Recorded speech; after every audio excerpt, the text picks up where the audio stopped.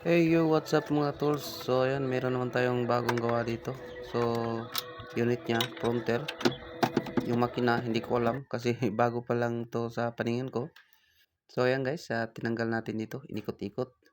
So yung problema pala nito mga katools, yung ano niya, malakas na yung usok niya, maitim yung usok. Tapos malakas din sa diesel. Malakas konti na sa diesel kasi naka-advance yung delivery ng fuel niya. So ayan no. Mausok-usok pa mga katols kasi galing pa sa pag-andar kasi chine-check natin kung anong problema niya. So ayan, nakita natin dito yung problema niya, yung valve seal. Kasi yung valve seal niya brittle na, so kailangan palitan. So dito mga katols, hindi na natin tanggalin yung cylinder head kasi tap na lang natin yung piston tapos baklas natin yung valve seal. Tsaka palitan natin ng bago tapos ikot naman yung makina para matap ang piston para hindi mahulog yung barbula sa ilalim. So ayan mga katols. So ito lang, tanggalin lang natin tong rocker arm tapos makita natin yung valve spring at saka valve block. So tanggalin lang natin yung valve block tapos yung spring tapos yung valve seal. So palitan natin ng bago, balik naman ulit tapos ikot yung makina para hindi mahulog yung barbula sa ilalim. So ganun lang mga katols. So madali lang tanggalin pero safety lang tayo mga katols para hindi mahulog yung valve block sa daanan ng post rod kasi merong may butas yan. Kung nabutas ba yun yung pinaglagyan ng yung post rod, so baka mahulog ang valve block sa ilalim. So mahirap na baklas naman tayo ng cylinder head, open naman natin yung makina kasi nahulog na yung barbula. So ayan, safety lang tayo sa pag ganitong trabaho. Pero pag nalampasan natin to ay mas okay kasi hindi na tayo mapapagastos at list tayo sa paggawa. So list na rin yung gastos ng may-ari kasi yun lang yung tinanggal natin, hindi na tayo nagpalit ng cylinder head gasket. Yan.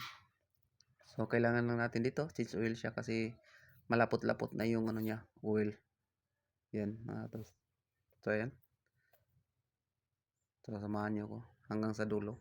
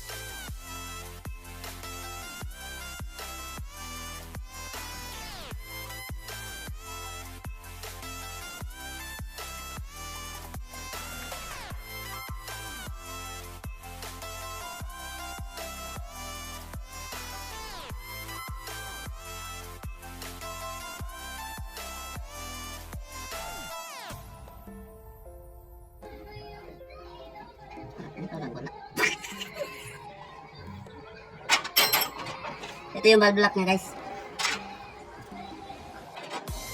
papalitan na natin to ng bagong valve seal. So yan, hindi na yan mahagbong sa ilalong dahil na naka-kaplig center na yung ano niya, yung piston.